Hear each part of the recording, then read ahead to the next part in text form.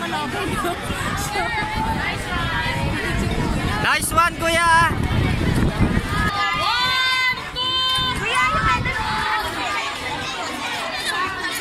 Yan, ganyan. Congrats, kuya!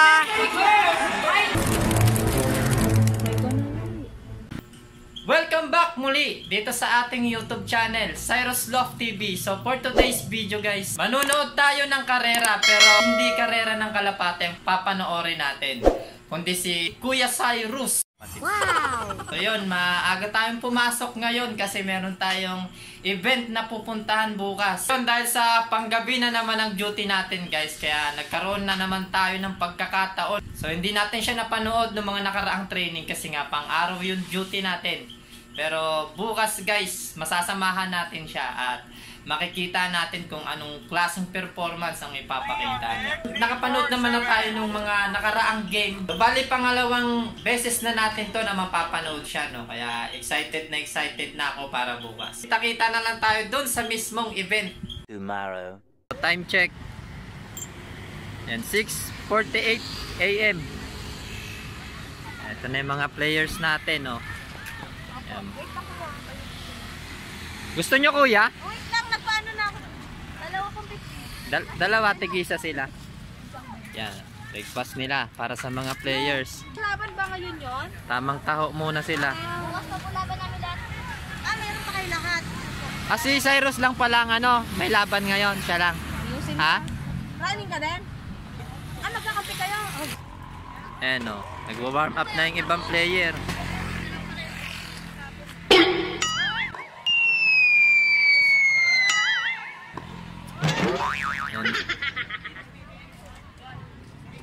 Yan, kakarating lang namin. Tamang taho muna kami lahat. Yan, kasama yung mga players natin. Good luck sa kanila.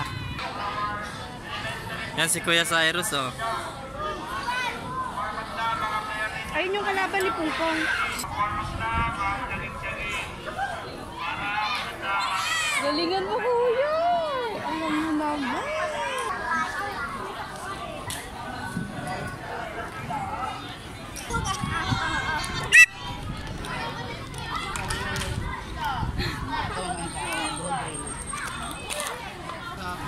Yan guys, halos mag-start na yung event natin. Ang tatakboy nila 400 meters. Yun, dinala na natin yung ating yung mahiwagang whistle. Yung time check 7:25. So yan guys. Yan si Kuya Cyrus na yung sasalang. Ayun siya. Yan. Andun siya sa dulo guys. Yan, dinala natin yung ating whistle guys. So guys, ito yung gagamitin nating pang cheer para mas lalo pa siyang ma-motivate. Marinig niya yung full support natin para sa kanya. Good luck kay Kuya. Dahil gulong tayo sa karera, mismong si Kuya Cyrus na yung kakarera ngayon. Yan, 400 meters ang paglalabanan nila. Iikutin na lang yung buong oval. Yan guys, oh. Yan. Yan, magsisimula na. Sabi ni Mama. Kuya! Galingan mo! Nagtatak sa'yo. Kuya! Go, kuya!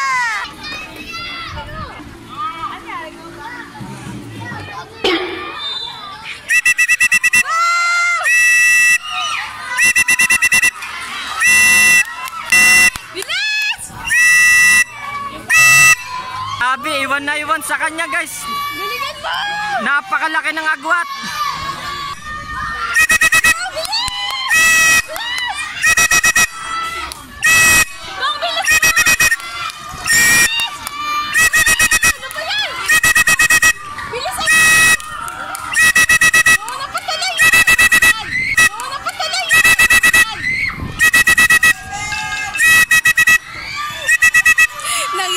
Galing kuya, galing.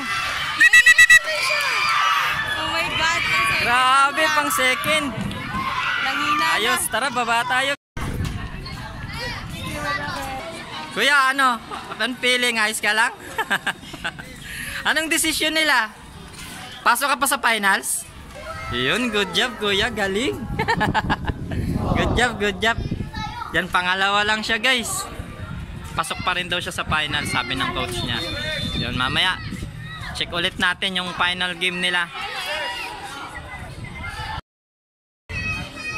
Yan, mga players yan guys, ang dami niyan. Grabe, ang laki ng nakalaban ni Kuya Cyrus. Same level lang sila guys. Grabe, parang ang babagal nila sa video, pero guys, pag napanood nyo sila ng live, ang tutulin nila guys. Sabi, good job, good job. Congrats sa nanalo. First round pa lang yung ginawa nila kanina. So mamayang 4 pa ang schedule ng final round. So ngayon, uuwi muna tayo para magpatuka ng ating mga alaga. Yun, kasi meron pa tayong mga nagsusubo ng mga breeders. So yun, uuwi muna tayo saglit. Babalik na lang tayo siguro mga after lunch. Yun, magdadala na rin tayo ng kakainin ni Kuya Cyrus. So yan guys, umuwi muna tayo saglit. Yan, para magpatuka ng mga alaga. Yan, latest update natin sa ating mga inakay guys. Yan, winalay na natin sila. Yan na, nalakas na nila tumuka. So yun, nagpa-low fly na rin tayo. Yan yung mga flyers natin, nakadapo na. Yan, yan yung ating Piodoran wrong pig. Yan guys, oh. So yan, ang lalaki na nila guys, oh. Binukod na natin silang lahat. Yan, 4 na piraso. Yan, 4 yung nawala natin guys. 4 din yung madadagdag. Yan, bagong henerasyon. Konting update naman sa ating mga breeders. So ito yung mga itlog nila guys nung nakaraang vlog natin.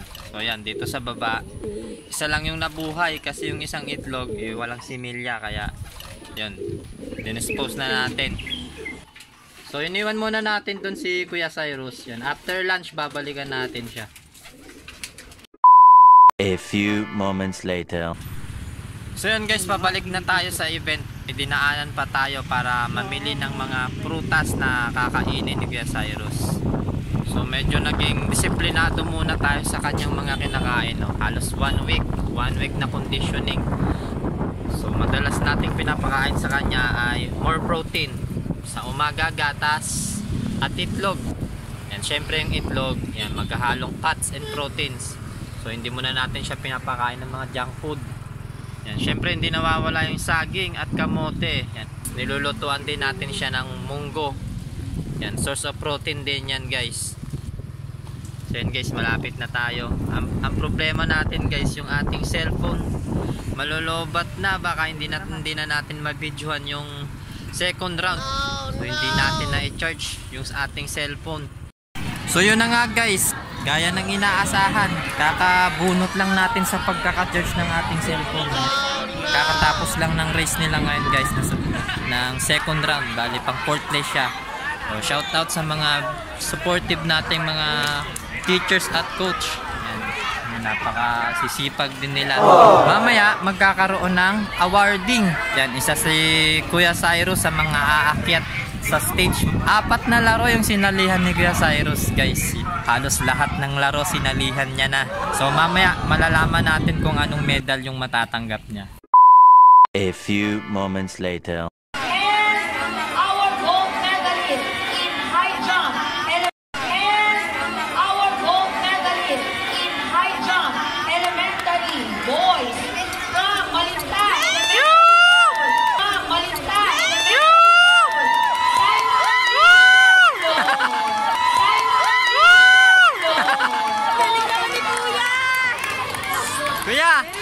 Kuya!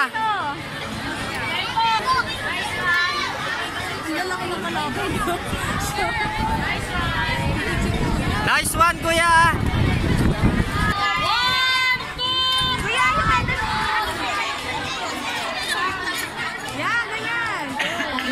Congrats, Kuya! So yun guys, huling laban ni Kuya Cyrus. Meron pa bukas. Yun, huling laban na ni Kuya Cyrus ngayong araw. So meron pa siyang laban, last na bukas. Yun, congrats sa kanya. Yan, nakachamba ng gold medal. Congrats, congrats Kuya. Nakachamba siya ng gold medal sa high jump. Yun, ang galing. Nice, good job. Nagyayakapan pa sila, oh. Yan. Mabuhay ang Team Malinta. Hindi tayo na zero. Hindi tayo na zero, guys. Ayun lang yung iilang mga kaganapan sa loob ng ilang araw na paglalaro ni Kuya Cyrus. Nakakuha siya ng 3 medal sa 4 na kategoryeng sinalihan niya. Pumwesto lang siya ng 4th place sa 400 meters running. So naka 3rd place naman siya sa javelin throw.